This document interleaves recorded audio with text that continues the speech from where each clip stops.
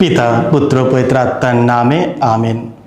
খ্রিস্টে আমার পরম প্রিয়জনেরা, আজ অগস্ট মাসের 9 তারিখ শনিবার। আর আজকের পবিত্র মঙ্গল সমাচার নেওয়া হয়েছে মতিরচিত মঙ্গল সমাচার থেকে 17 অধ্যায় 14 থেকে 20 পদ। পাহাড় থেকে নেমে আসার পর যিশু ও তার সঙ্গীরা যখন সমবেত লোকদের কাছে ফিরে এলেন, তখন একজন লোক তার কাছে এসে নতজান হয়ে বলল, প্রভু, আমার ছেলেটিকে দয়া করুন। তার মৃগী রোগ হয়েছে, তার অবস্থা এখন খুবই খারাপ। সে তো আগুনে জলে প্রায় পড়ে যায়।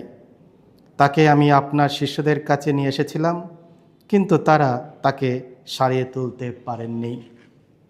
উত্তরে যিশু বললেন, কি অবিশ্বাসী, কি ভ্রষ্ট প্রজন্মের এই লোক তোমরা! আর কতদিন যে তোমাদের সঙ্গে আমাকে থাকতে হবে, আর কতদিন যে তোমাদের সহ্য করে যেতে হবে? আচ্ছা, ছেলেটিকে একবার এখানে আমার কাছে নিয়ে এসো। যিশু তখন অবদূতটাকে ধমক দিলেন, আর সঙ্গে সঙ্গেই সে ছেলেটিকে ছেড়ে বেরিয়ে এলো, আর ছেলেটিও সেই মুহূর্তেই সেরে উঠল।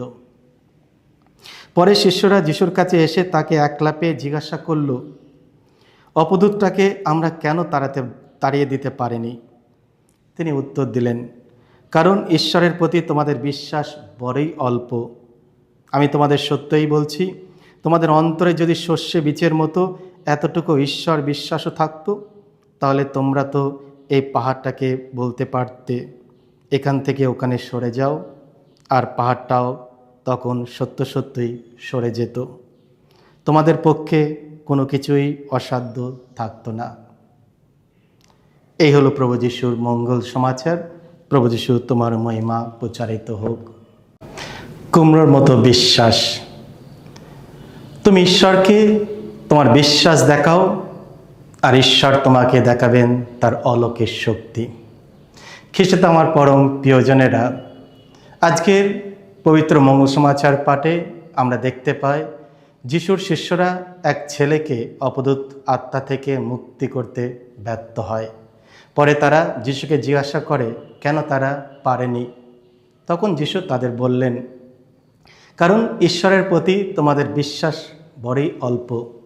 আমি তোমাদের সত্যই বলছি, তোমাদের অন্তরে যদি শস্যে বীজের মতো এতটুকু ঈশ্বর বিশ্বাসও থাকতো, তাহলে তোমরা তো এই পাহাড়টাকে বলতে পারতে, এখান থেকে ওখানে সরে যাও, আর পাহাড়টাও তখন সত্য সত্যই সরে যেত। তোমাদের পক্ষে কোনো কিছুই অসাধ্য থাকতো না। মতি 17:20। যিশু এখানে এই সত্যটি জোর দিয়ে বলেন যে বিশ্বাসী অলৌকিক ঘটনাকে সম্ভব করে তুলতে পারে। আর এই অলৌকিক ঘটনা আমাদের বিশ্বাসের মাত্রা অনুসারে ঘটে। কারণ যখন মানুষের বিশ্বাস ঈশ্বরের অনুগ্রহের সাথে মিলিত হয়, তখনই ঘটে একটি অলৌকিক কাজ। নিশ্চয় ঈশ্বর মানুষের বিশ্বাস ছাড়াও অলৌকিক কাজ করতে পারেন, কিন্তু তাতে মানুষ কেবল দর্শক হয়ে পড়ে। তাই ঈশ্বর আমাদের থেকে বিশ্বাস চান, এবং সেই বিশ্বাসেই বদলে তিনি আমাদের দেন তার অলৌকিক শক্তি। যদি শস্যে বীজের মতো ছোট বিশ্বাস পর্বত সরাতে পারে, তাহলে ভাবুন তো, যদি কুমড়োর মতো বড় বিশ্বাস থাকে, তাহলে আমরা আকাশের তারাটিকেও হয়তো টেনে আনতে পারবো এই পৃথিবীতে। এখানে কেবল বিশ্বাস থাকলেই চলবে না, সেই বিশ্বাসের গভীরতাও গুরুত্বপূর্ণ। সুসমাচারে ব্যবহৃত দুটি উপমা, শস্যের দানা এবং পর্বত, এই দুই প্রান্তের চিহ্ন। একটি শস্যের বীজ অত্যন্ত ক্ষুদ্র, অন্যদিকে পর্বত অতি বিশাল। এই দুটি উপমা বোঝায় বিশ্বাসের ক্ষেত্রে অল্প হলেও অনেক বড় কিছু সম্ভব হয়ে যায়। যদি বিশ্বাস পর্বতকে নাড়া দিতে পারে, তবে অবিশ্বাস জীবনে পর্বতের মতো বাধা সৃষ্টি করতে পারে। এটাই ছিল শিষ্যদের ব্যর্থতার কারণ, বিশ্বাসের অভাব। আমরা প্রত্যেকেই চাই আমাদের জীবনের অলৌকিক ঘটনা ঘটুক, কিন্তু সেই অলৌকিক ঘটনার জন্য আমাদের মধ্যে যথেষ্ট ঈশ্বর বিশ্বাস আছে। আমাদের বিশ্বাস কি কঠিন সময়েও অবিচল, দৃঢ় ও সহনশীল থাকে? ঈশ্বর সব সময় প্রস্তুত আমাদের জীবনের অলৌকিক কাজ করতে, কিন্তু তার আগে তিনি দেখতে চান আমাদের বিশ্বাসের গুণমান ও গভীরতা কতটা। বাইবেলে আমরা দেখেছি যিশু বহু মানুষকে সুস্থতা ও নিরাময় করে তুলেছিলেন তাদের বিশ্বাসের গুণে। যিশু বলেন, তোমার বিশ্বাস তোমাকে সুস্থ করেছে, সে সামারীয় কুষ্ঠরোগীকে। হে নারী, তোমার বিশ্বাস কত মহান, সেই কাননীয় নারীকে। মতি 15:28।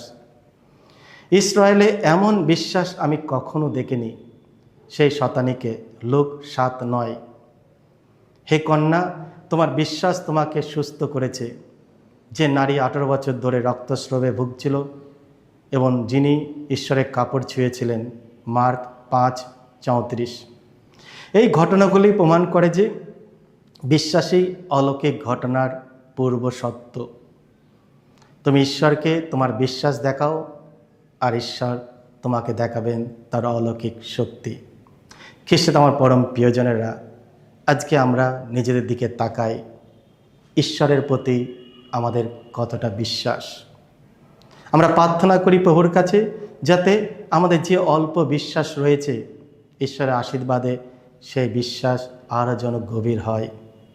আমরা পর্বত সরাতে পারবো না, কিন্তু ঈশ্বরের মহিমা আমরা অবশ্যই দেখতে পাব।